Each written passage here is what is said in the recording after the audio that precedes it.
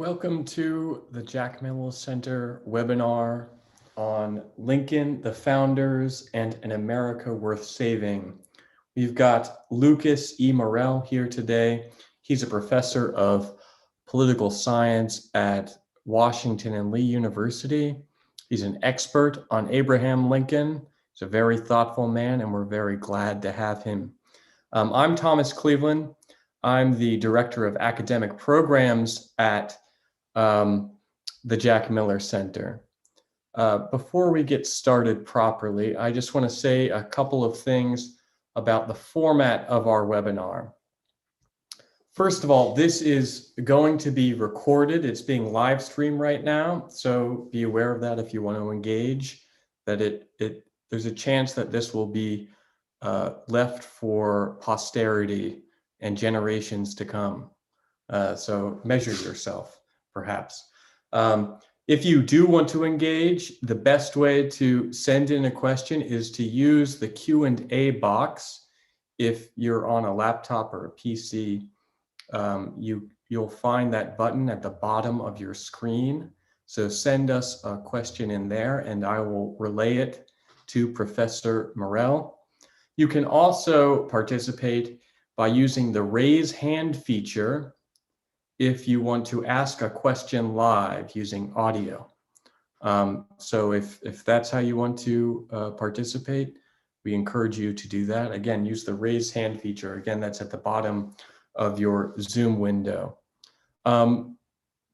Before I pitch it over to Professor Morel, I do want to say a couple of things about the Jack Miller Center. If you're not familiar with us, we're devoted to the teaching of America's founding principles and history. And the way we carry out that mission is by supporting academics and faculty members, scholars who share our concern for the state of the country and the importance of understanding the Declaration of Independence, the Constitution, and the great statesmen of American history. And we do that through holding our... Apologies, I couldn't hear what you said. I apologize for Siri. We do that through holding our own events like this one and in person whenever that is possible, and hopefully it'll be possible again. And we also do it by supporting faculty members to start their own programs on campus so we can reach as many undergrads on campus as we can. And we've got programs all over the country. So if you share our mission or concern for America's founding principles and history, we hope this will be interesting to you. And now, just a few words about Lucas Morel. As I said, he's a professor of political science at Washington Lee University. And I would say that he is one of the foremost Abraham Lincoln experts in the country. He's just written a book, Lincoln and the American Founding. I've got it here. You should all check that out and buy it full price for his sake and your own. And he's done some work with us before in our attempts to reach high school teachers. Another part of our activities. He's a great teacher himself, and we're very happy to have him. We just had him in the fall talking about the 1619 project, and we're very happy to have him join us again. He'll be speaking for a while. After he's done speaking, we'll turn to my own questions and hopefully your questions. So when you have a question, send it in and I'll be able to relay it to him, or you can ask it yourself. So thank you for joining us, Professor Morel. We're happy to have you. Thank you, Tom, and Jack Miller Center for the invitation to speak about Lincoln, the Founders, and an America Worth Saving. Last year, I published a book entitled Lincoln and the American Founding. I argue that there was no greater influence on Lincoln's statesmanship than the leading men, and especially the leading ideas that shaped America's revolution and America's early constitutional formation. Simply put, if they had bumper stickers for the horse and buggy back in Lincoln's day, his carriage would say, "I heart the American founding." But the idea of getting right with the founders was not unique to Lincoln. In fact, the two main alternatives to the Republican Party heading into that most pivotal presidential election of 1860, they both appealed to the founders to justify their respective principles and policies. Northern Democrats followed Lincoln's longtime rival, Illinois Senator Stephen Arnold Douglas. He argued that, quote, "our revolutionary fathers," end quote, believed in local popular sovereignty, which permitted or banned slavery depending on the wishes of local white populations. Douglas didn't think his position as a US senator should have any influence, let alone any authority, regarding the spread of slavery into the federal territories. So that was the Northern Democrats. Southern Democrats favored Vice President John Breckinridge of Kentucky.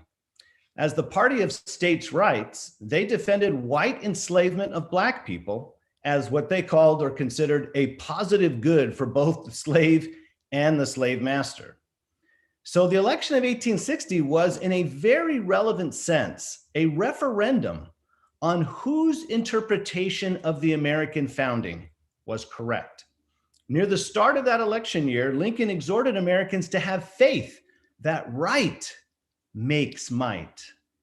And he hoped to position the Republicans as the true heirs of the founding. Now, you can't talk about the founding without talking about the founder. And that, of course, means George Washington. So in my book, I start with the influence that Washington had on Lincoln, Washington's character, his piety, and his indispensable role as both a conceiver and establisher and defender of American self-government. But for Lincoln, more important than a founding man was a founding document, the Declaration of Independence. On the way to his first inauguration as president, Lincoln said that he had never had a feeling politically that did not spring from the sentiments embodied in the Declaration of Independence. So in chapter 2, the longest chapter of my book, I explore how Lincoln was shaped by the key principles of the Declaration and, to some extent, its chief draftsman, Thomas Jefferson. Now, if the Declaration spells out the purposes or aims of the American regime, chapter 3 of my book focuses on the means of American self-government, and these are found in the United States Constitution. And so I examine why Lincoln preached what he called a reverence for the Constitution and laws, as well as the more perfect union of American states that the Constitution established. Of course, you can't read the Declaration of Independence and then the Constitution and not notice where the Constitution fell short of the noblest aims of the Declaration. So in chapter 4, I turn to what Lincoln learned from the founders' compromises with slavery, the institution that contradicted and undermined the founding experiment in self-government. My final chapter explains Lincoln's understanding of original intent as a political practice. In short, why follow the founders? This chapter examines how Lincoln understood his own respect for the American founding in light of progress, experience, and the responsibility of each generation to govern themselves under the Constitution in light of the ideals spelled out in the Declaration. Lincoln believed that during his contentious and ever so divisive times, that looking back to the founding could actually help Americans move forward. He did this most famously in his Gettysburg Address. That speech begins at the nation's beginning. 77 years ago, our fathers brought forth on this continent a new nation, conceived in liberty and dedicated to the proposition that all men are created equal. Now, if you do the math, you find that Lincoln takes his audience back, not to the Constitution, but to the Declaration of Independence, not to the body, if you will, but to the soul of the nation. Lincoln goes on to explain that the Civil War was a test of America's purpose. As he put it, whether that nation or any nation so conceived and so dedicated can long endure. In the midst of a fight for the very survival of the United States, a civil war, Lincoln thought the nation could benefit from looking to its past. Americans needed a reminder of why the nation was founded in the first place, and therefore why preserving the Union of American States was so important. So with Americans shooting not at a foreign enemy, but at each other, clearly there was some confusion about the meaning of America. This is why, as president-elect, he called Americans God's almost chosen people. He believed Americans were undergoing a kind of identity crisis. They were no longer united in their understanding of why the nation existed. What were its highest aims and purposes? So in the middle of a fratricidal war, Lincoln believed that only by returning to the original intentions of the founders could Americans recover their unified purpose as a free people. At Gettysburg, Lincoln exhorted Americans to recommit themselves, to dedicate themselves to the task that remained, to honor the dead who fought at Gettysburg on behalf of the Union by sustaining the effort to preserve, to save the American Union. It was a fight to defend a certain political way of life, what Lincoln called government of the people, by the people, for the people. Recall that Lincoln delivered his short speech in the year of Jubilee, the year of emancipation. Union soldiers and sailors were now charged by the president to protect the freedom of over 3 million legally freed Black people. What Lincoln called a new birth of freedom was directly tied to the old, original birth of freedom, our first Emancipation Proclamation, if you will, the Declaration of Independence. Its central idea that all men are created equal described the natural condition of all human beings. So at Gettysburg, Lincoln did not announce a new principle of freedom, but affirmed an old one he learned from the founding fathers when they declared independence. Lincoln never sought to discover new rights for a new age. He never spoke of a living constitution, one where a visionary few would discern what would benefit the many. Instead, Lincoln spoke of the unfinished work to which the living, all of the American people, could dedicate themselves. In this way, they could honor the men who fought and those who died at Gettysburg, those who here gave their lives that the nation might live. This was not a Civil War epiphany of Lincoln's.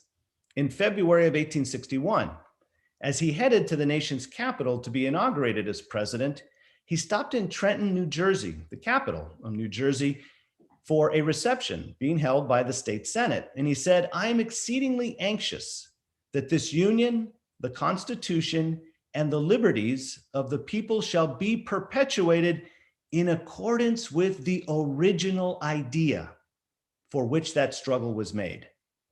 A nation devoted to the equal rights of every person is a nation worthy of the saving."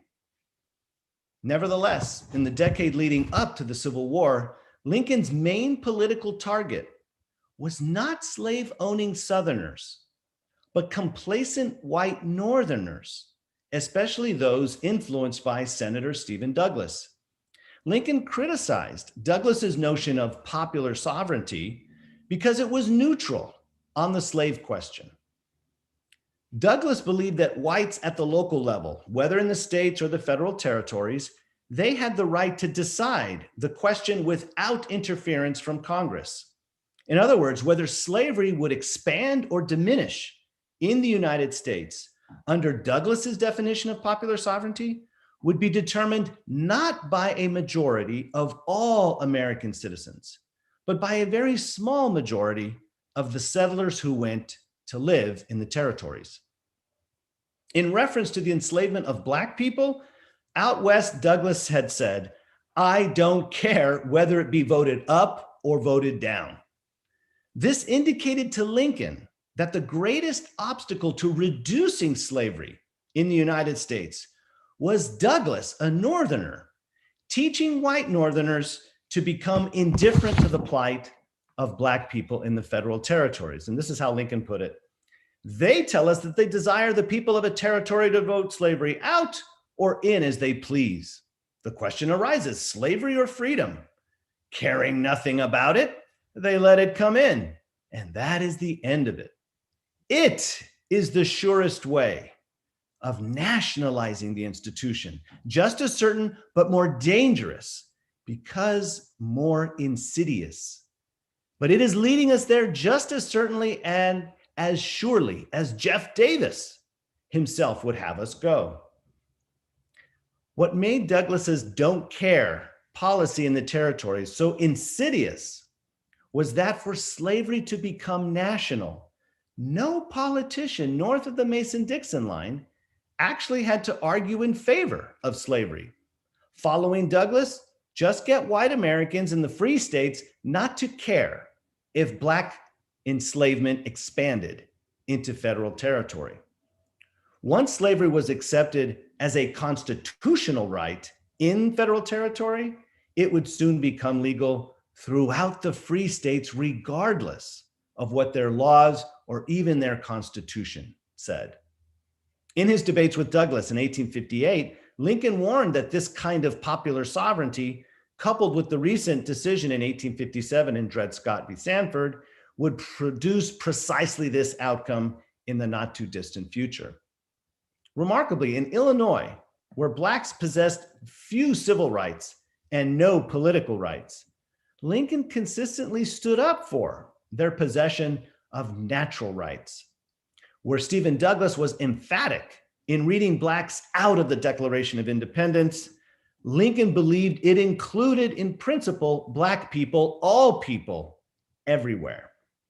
Tempted by Douglas to stray from its original commitment to human equality, America was becoming a country Lincoln no longer recognized. So he called upon what he said was our ancient faith to guide the country back to its noblest ideals and practices. Looking back to the founders couldn't have been more relevant to the crisis that the nation faced in the 1850s. But appealing to the founders was something Stephen Douglas, as I mentioned earlier, also did. He was not only Lincoln's rival, but the leading Democrat, and therefore the leading politician of the 1850s. He claimed he knew better than Lincoln what the founders thought about the question of slavery. Douglas claimed his policy aligned more closely with the founders' intentions for the new republic. In Lincoln's mind, the future of freedom and the eventual demise of slavery depended on whose reading, whose interpretation of the founders was correct and could best unite a divided country. Lincoln argued that at the founding of the United States, slavery was viewed and treated as a necessary evil, but it had become, in the slaveholding states, to quote South Carolina Senator John C. Calhoun, a positive good. The founders also agreed that where slavery already existed in the states, Congress would have no authority over the institution because of the federal nature of the Constitution. Slavery was what was known at the time as a domestic institution, governed chiefly by state authority. Since the beginning of the United States, the powers of government were divided between state governments and the national, or what we call the federal government. Because slavery existed prior to the formation of the United States, it remained a state institution. If the states themselves didn't abolish it, it could not be abolished by Congress, short of a constitutional amendment, followed by ratification by the states. With the population growing faster in the North, i.e. the free states, than in the slaveholding states, the future of slavery in America would be decided by the votes of free states, white Northerners north of the Mason-Dixon line and out west. Lincoln believed that Congress did have authority to ban slavery in the land possessed, the only land possessed by Americans at large, and those are the federal territories. However, tempted by Stephen Douglas's popular sovereignty, slavery's fate might be determined not by moral right, but by mere self-interest, meaning those who could profit by taking Black slaves into the territories. But if white Northerners agreed with Douglas that Congress did not have authority to regulate the domestic affairs of the territories, then Douglas's declared indifference would actually represent, in Lincoln's words, covert real zeal for the spread of slavery. And so Lincoln was at pains to tie the future security of the rights of white people to the present insecurity of the rights of Black people. Those same white Americans would have to decide if what happened to people who did not look like them, enslaved Blacks in the South, potentially being taken into federal territory, had anything to do with the kind of country in which they wanted to live. For Lincoln, the necessary connection could be found not only in the thinking, but also the practice of the American founders. Now, a case in point happened in 1854, generations removed from the founding, when the Kansas-Nebraska Act, Stephen Douglas's bill, opened both territories north of the 3630 parallel to the possibility of slavery. It contradicted the Missouri Compromise that had been on the books since 1820. That had banned slavery in that very territory. Lincoln pointed out that the founding generation, as well as generations that followed in the early republic, they acted to restrict the expansion of slavery in the United States. They did so by banning slavery from the Northwest Territory in 1787, and then they stopped the importation of slaves in 1808, the earliest they could do so under the Constitution, all in hopes of putting slavery, as Lincoln said, in the course of ultimate extinction. Lincoln lamented how the nation had departed from its original approach to abolishing the pre-existing institution of slavery in a peaceful, gradual manner. And this is Lincoln's words. The plain, unmistakable spirit of that age towards slavery was toleration by necessity, hostility in principle. But now it is to be transformed into a sacred right. Nebraska brings it forth, places it on the high road to extension and perpetuity. Little by little, but steadily as man's march to the grave, we have been giving up the old for the new faith. The new faith was Douglas's perversion of real popular sovereignty. His was a crude majoritarianism that rejected the self-evident truth that all men are created equal. And it made the rights of Black people depend on the arbitrary will of local white majorities.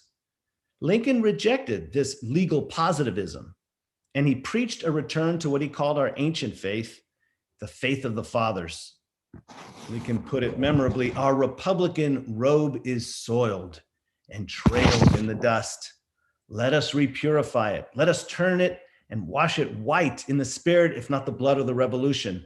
Let us turn slavery from its claims of moral right back upon its existing legal rights and its arguments of necessity. Let us return it to the position our fathers gave it, and there let it rest in peace. Nice pun.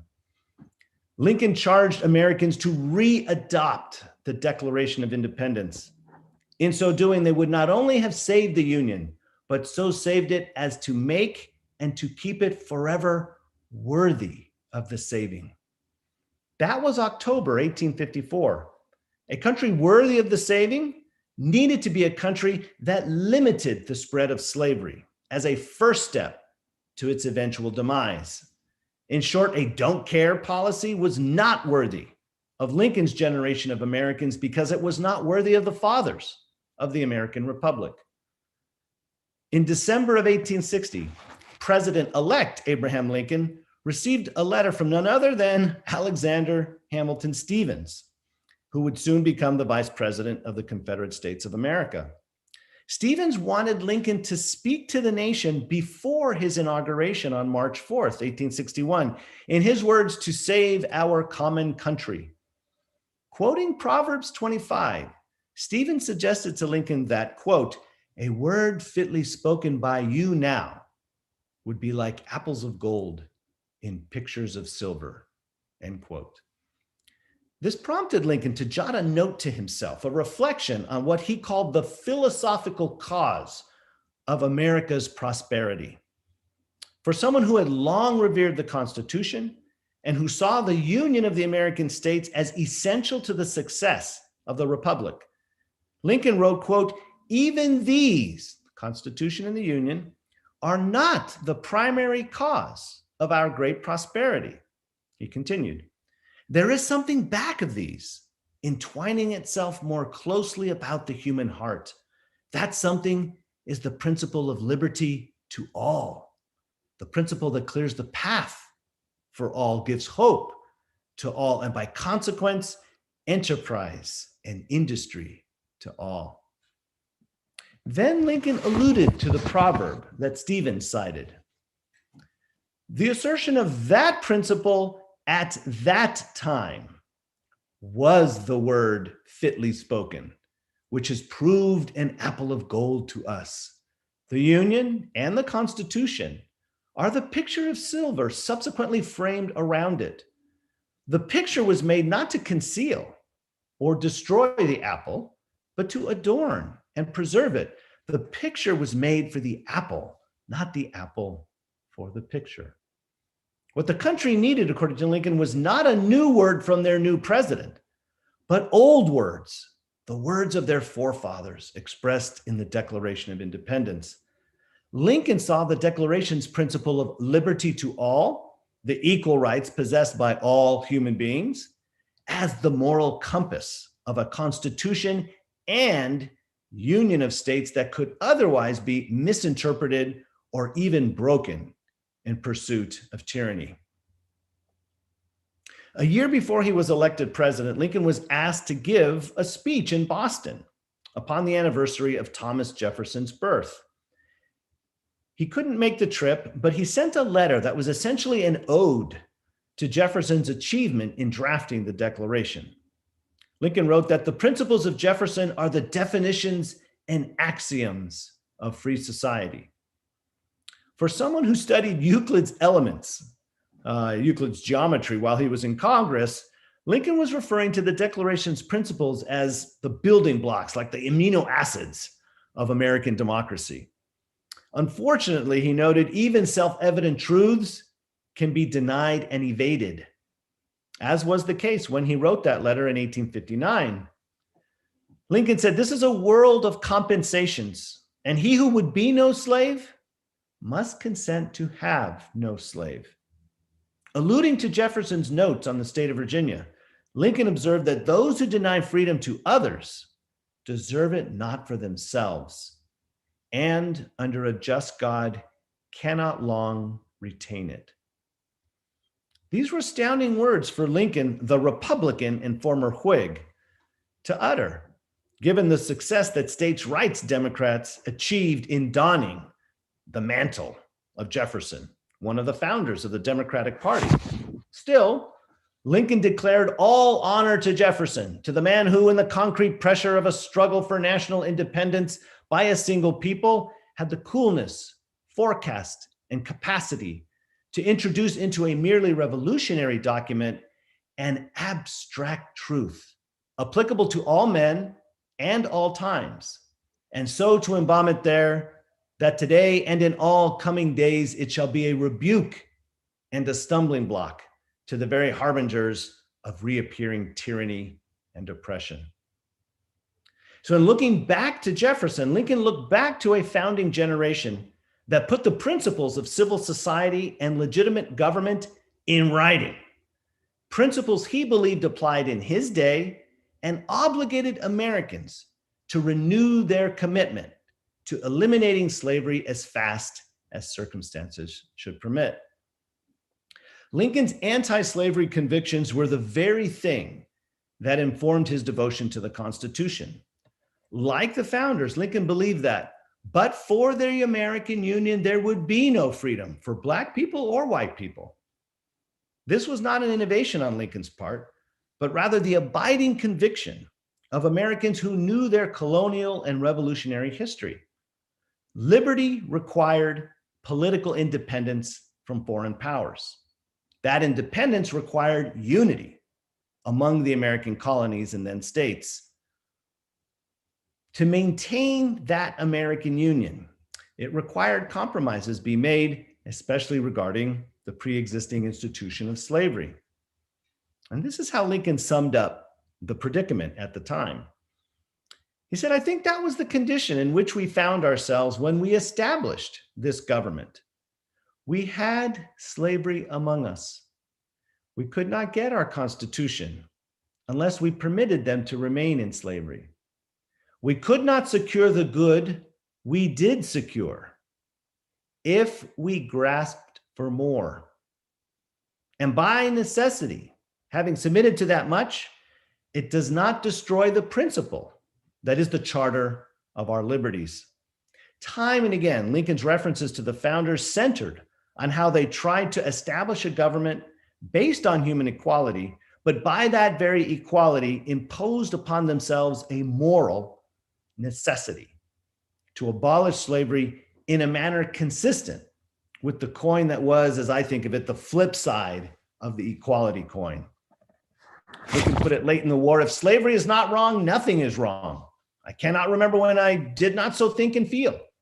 And yet, I have never understood that the presidency conferred upon me an unrestricted right to act officially upon this judgment and feeling. This distinction between what he considered his official duty and personal wish, a distinction he made most famously in a public letter in 1862 to Horace Greeley, right before he issued the preliminary Emancipation Proclamation, I think it demonstrates most clearly Lincoln's concern that Americans follow the rule of law. In other words, submit to the Constitution in their pursuit of justice. With the draft of the Emancipation Proclamation in his pocket, Lincoln wrote in this public letter to Greeley, "My paramount object in this struggle is to save the Union. It's not either to save or to destroy slavery. If I could save the Union without freeing any slave, I would do it. If I could save it by freeing all the slaves, I would do it. And if I could save it by freeing some and leaving others alone, I would also do that." In America, the means of securing liberty, these need to be consistent with the end. To emancipate slaves as president in a time of war, Lincoln had to turn a humanitarian end into a constitutional means. This way, emancipation would not only be an act of justice, but also an act warranted by the Constitution upon military necessity. Lincoln sought to make both his means and his ends a faithful expression of the consent of the American people, who, after all, delegated him authority as president. Lincoln became the greatest defender of the founders, not merely because he fought successfully to preserve the American Union, but also because he explained why America was worth saving. In looking to the founders, he believed Americans could learn the true principles of self-government and thus find common ground for promoting a common future as a truly self-governing people. Lincoln belongs to the ages as a teacher of profound lessons regarding the means and ends of American self-government, as well as the challenge of living as a free people. In his speeches and writings, I believe Americans today can learn how exceptional their country is, or at least can be, and therefore why Lincoln called the United States the last best hope of Earth. Thank you. Thank you so much. That was very enlightening and engaging. I wonder if I could be so crude as to carry on, I think, a line of thought you were alluding to at the end of the connection to your reflections to our contemporary situation. So just as a first stab at that kind of question, you made very clear that Stephen Douglas was attempting to abandon some of the fundamental principles of America, in particular, the centrality of the Declaration of Independence. And the consequence of that abandonment in that time would be the expansion of a tyrannical slave empire, one could say. The terrible consequences of the abandonment of those principles is very evident.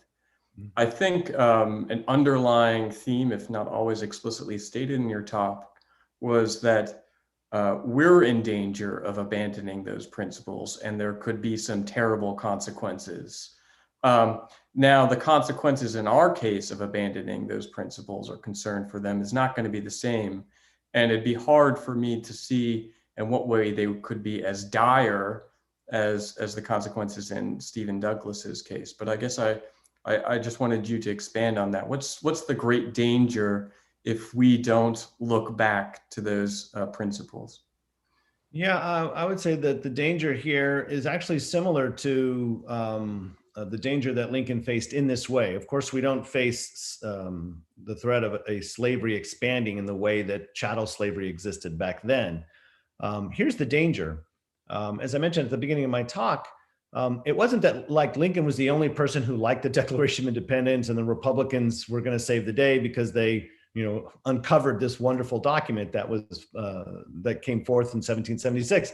It was everybody was trying to claim it for themselves, but they were perverting it to their own ends. Now, the burden on Lincoln's part and Republicans of his day was to show that they weren't perverting it, that they understood it truly. And so they had to give the plain language of the document a meaning that would not be inconsistent with the practice of the founders at the time. And of course, slavery is the looming contradiction there. So Lincoln had to establish that his reading of it and the centrality of all men are created equal. In other words, the centrality of human equality to the nation's founding and to its prosperity.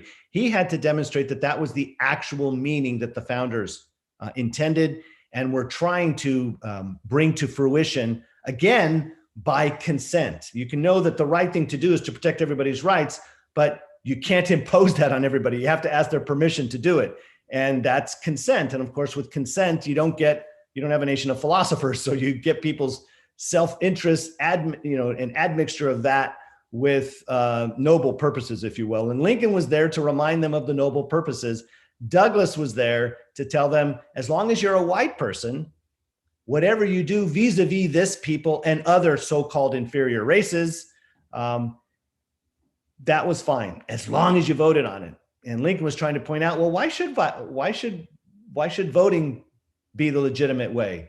He was trying to press Douglas to see that voting wasn't the ultimate principle, equality was. The only reason why government by consent of the governed is a legitimate, the only just way to rule a people is because nobody is born, as to quote our great teacher, Harry Jaffa, the natural ruler of anyone but himself. And if that's the given, then the only way you can command someone, in other words, impose a law on him or her, is by asking their permission first. Douglas just wanted to focus on the permission, ask white people their permission. And Lincoln was saying, well, why is that legitimate? It's only legitimate because of their humanity. The very thing they share with Black people and other so-called inferior races. Today, to wrap this up, what I fear is happening essentially, we have a work of reclamation. It's not just repair, it's reclamation. We have to, as Lincoln put it, readopt the Declaration.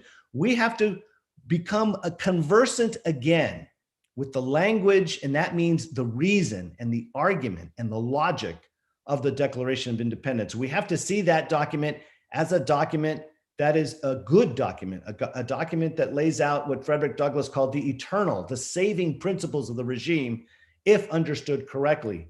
And in doing that, I think we will recover the very thing that will remind us of what we all have in common, what we all share, and that's our equal humanity.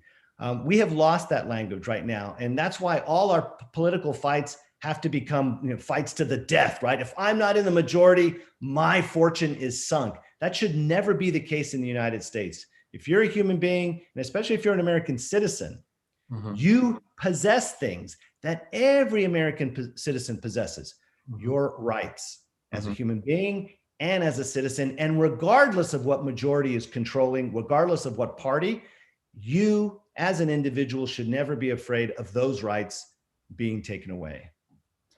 Yeah, I think if I can borrow another frame you presented in your talk, there is means and there's ends, and you Yes. could say that one of the difficulty with one of the problems with Stephen Douglas's view was an indifference to ends, in the sense Mhm. of a forgetting of the purpose of the Constitution insofar as it's based on the principles of the Declaration. There's a different kind of danger, I think, in the other direction, which is that a complete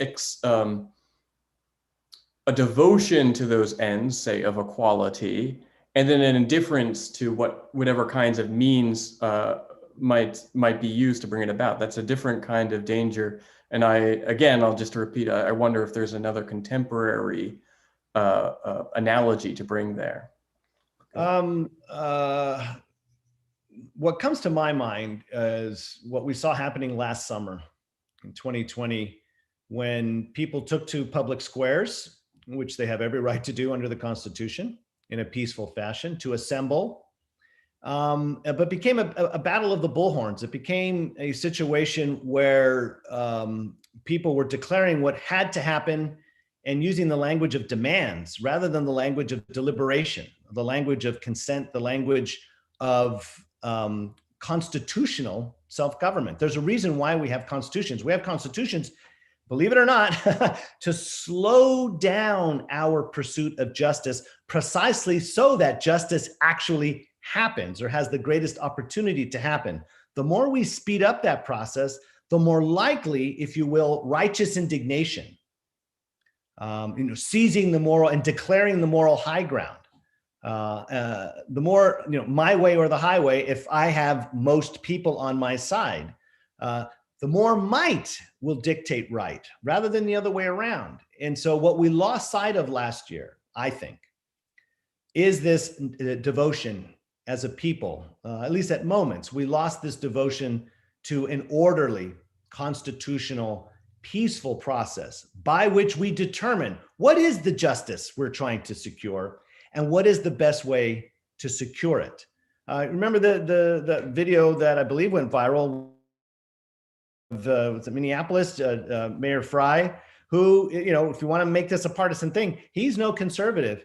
He showed up, had his mask on, and the woman had her bullhorn. She really had a bullhorn saying, "This guy is up for re-election next year, guys, listen." So great, let's listen. She wanted him to commit to defunding the police. And through his mask, he had to repeat himself because he had his mouth covered. He said, "I cannot commit to abolishing the police." You guys remember what she said? She said, "Then get the fill in the blank out of here." And he walked through that crowd. And I'm telling you, it was an orderly crowd, but it was a somewhat hostile crowd. That is not how you do democracy. That's not what democracy looks like, as people say today. I believe he was very fortunate that he did not get injured on the way out, precisely because it doesn't take much to get a crowd that big to become disorderly, to turn into a mob. That's not how we determine how we want to address police brutality, for example. And so when I talk about the rule of law, what I'm really talking about is a return to an understanding of government by consent, because ruling ourselves by laws is ruling ourselves by our reason, not our passions.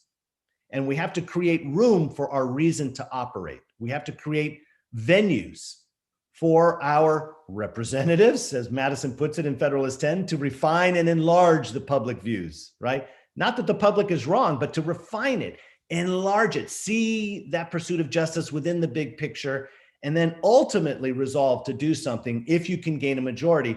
Odds are that's what will really accomplish justice, rather than the kinds of demands for justice we see happening, or we saw happening at several times in public squares. Right. And it almost goes without saying that recognizing the results of elections, for example, is an important element Yes. of our constitutional order. I do want to, we have a question I want to relay from Philip Kamen. He says, defenders of slavery argued that when the Declaration referred to all people, it meant white people, right? After all, Jefferson was a slaveholder. Why is that wrong? Yeah, Lincoln has a passage in an 1857 speech that he wrote condemning the Dred Scott opinion of a month earlier. In June of 1857, Lincoln said, well, what's interesting here is it's a fallacious argument to say that, well, we know all couldn't mean all because they didn't immediately or soon thereafter free all enslaved Black people on American soil. Stephen Douglas pointed this out. Justice Taney pointed it out. In fact, the people who make that claim today are actually making Justice Taney's argument and Stephen Douglas's argument. So what Lincoln said is, you know what this incredible argument actually comes, he says, to nothing at all. Wait for it. How many white people were immediately secure in all their rights when they said all men are created equal? You ready? This many. They were at war. They had been at war for over a year. They would not finish that war, a war nobody reasonably thought they could win, not the betting money in Vegas at that time, They wouldn't have the surrender at Yorktown till 1781, Treaty of Paris till 1783, and even thereafter, right? Was it the age of Jacksonian democracy, day one? No. So what Lincoln pointed out is, if that argument proves anything, it proves too much. It proves that most white people aren't equal to each other, because most white males didn't have the right to vote. Oh, so you're saying it's not all white people, then all property people or all Protestants, right? So the logic of that argument, Lincoln demonstrated at the time, it didn't apply logically to Blacks or to whites, precisely because we had not established our independence from Britain yet, and secured that independence sufficiently, and erected the institutions of free government, civil society, self-government, that would, over time, as he put it, as fast as circumstances should permit, to produce the equal protection of rights. He said they declared these rights to be self-evidently true and looked to their enforcement. So there's a difference between saying what's true and then actually establishing the legal and political and constitutional apparatus to secure, make safe, to protect that equality. That is going to take time, and it took time not just for Black people to become equally free in this country, it took time for white people as well. Right. And I just want to latch on to one element of the question, right? Jefferson was a slaveholder. That is a problem. And at one point in your talk, you made mention of this distinction between the founders and the founding principles. And ultimately, the thing to go back to is not the veneration of particular human beings, but the principles that they articulated. And Jefferson articulated the principles of the Declaration of Independence. And he was a hypocrite, one could say, personally a hypocrite. But the meaning of that, you could say, is if you're a hypocrite, that means you are a man of principle. And the principle are the core thing that need to be held on to. And you can blame the particular human being for their failure to live up to those principles. But if you throw out the principles with the person who expressed them, you're losing the baby with the bathwater, so to speak.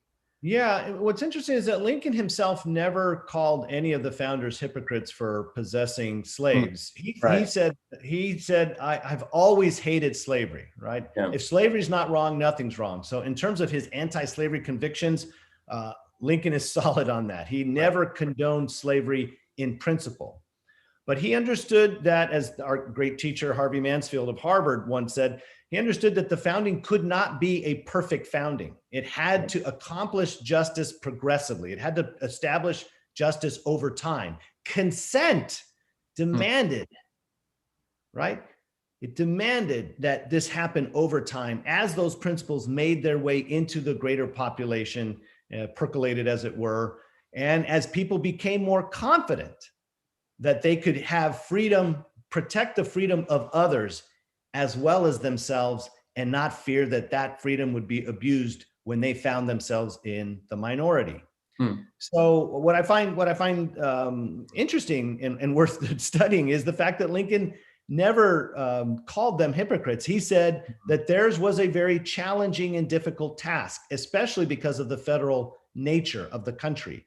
Mm. We at the time, and debatable point, but we at the time did not believe we could be united in our war Mm. and in our early constitutional arrangement if we lost South Carolina and Georgia, if we didn't keep all of the colonies together and then states. And so we had to make concessions. And the fact of the matter is that South Carolina and Georgia were not going to be in a hurry to get rid of slavery. That's another conversation for us to have. They were land rich and labor poor. And unfortunately, they found their labor by enslaving human beings. But in order to get the gains that we could, instead of reinstituting the wars of Western Europe on American soil, we took half a loaf and thought half a loaf was better than nothing. And that's why Lincoln said to obtain the good that we did obtain, that we did secure, they had to remain in slavery. We couldn't find a way to immediately free ourselves and free our slaves at the same time. That would have made it more difficult, they thought, to win a war against, for example, the greatest navy on earth.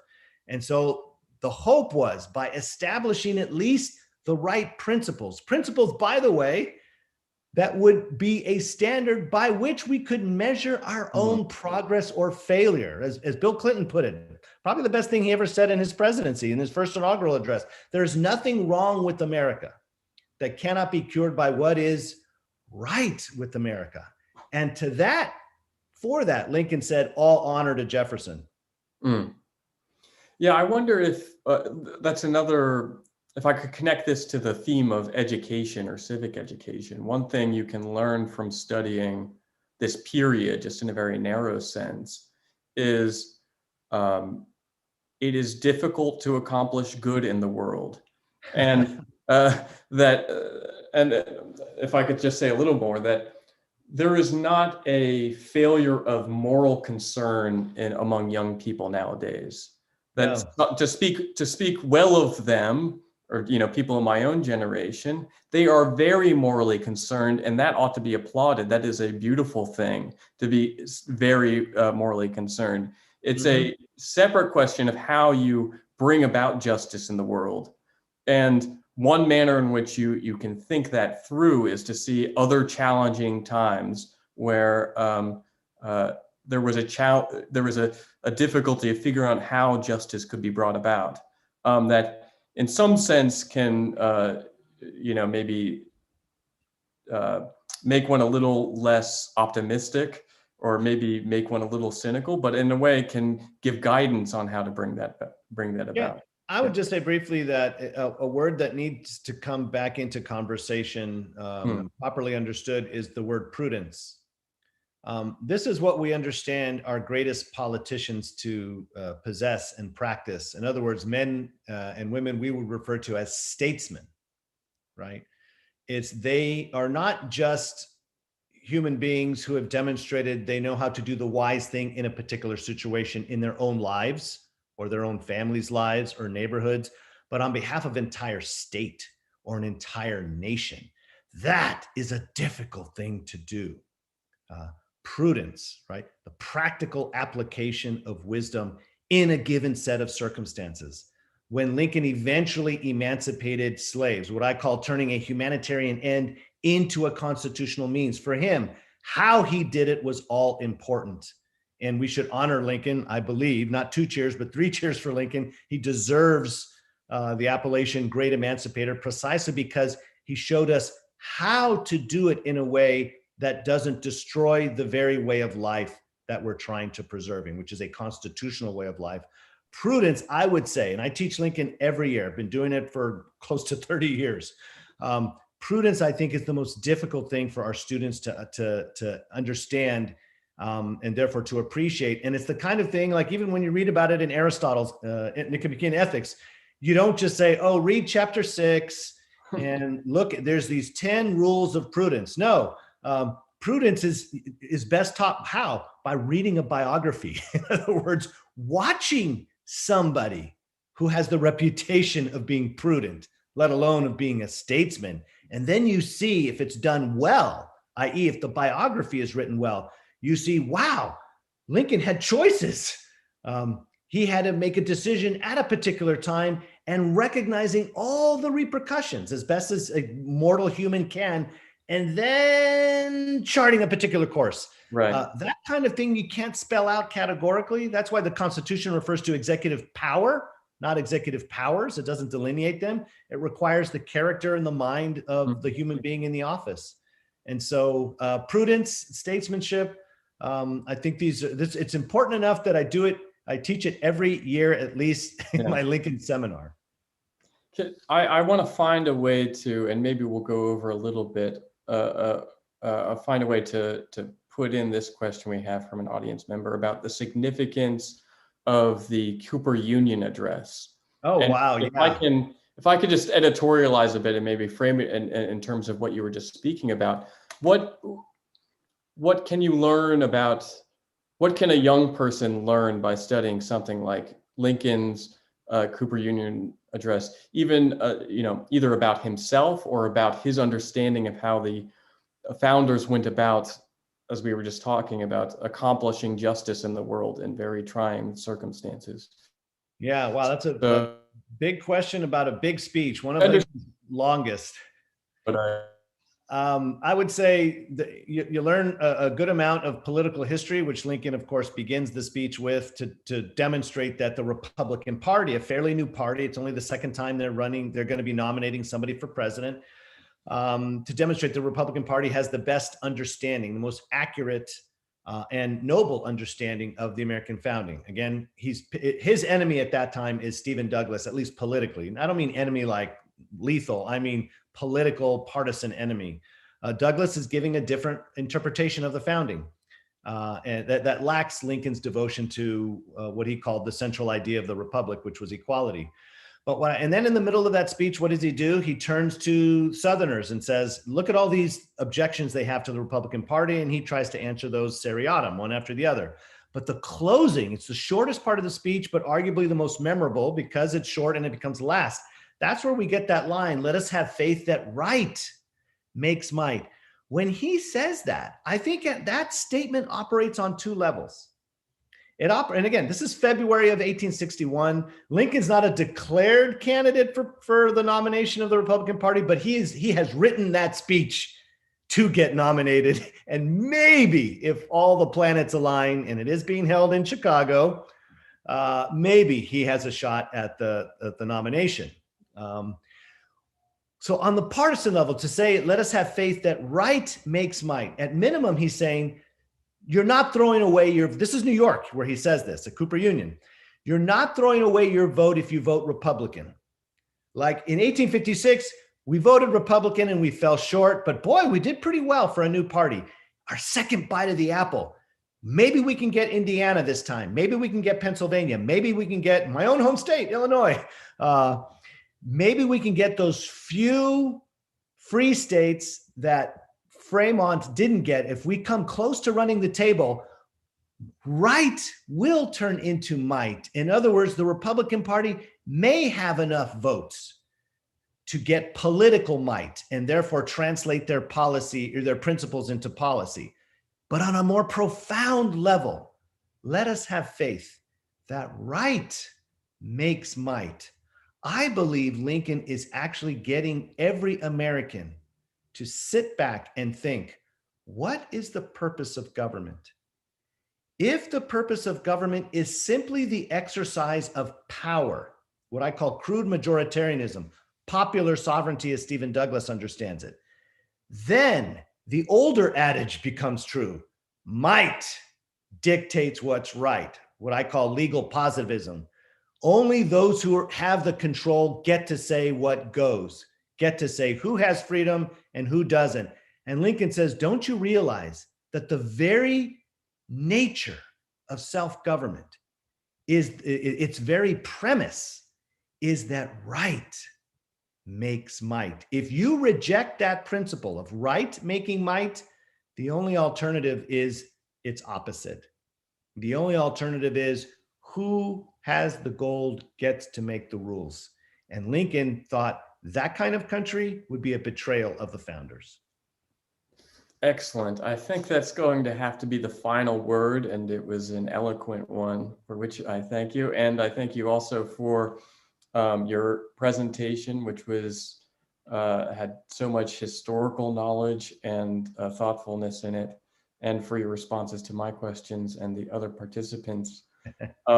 Just before we close out, I do want to encourage you, if you're interested in these topics, if you're interested in America's founding principles, to consider supporting us. There is a link in the chat. If you want to contact us, the easiest way to do that, I would say, is to email jmc@gojmc.org. And I encourage you to do that as well, whether you're an academic or you want to support our mission. And so, again, I just want to thank you so much for your time and your knowledge, Professor Morel. Glad to be here. Beautiful. Thank you.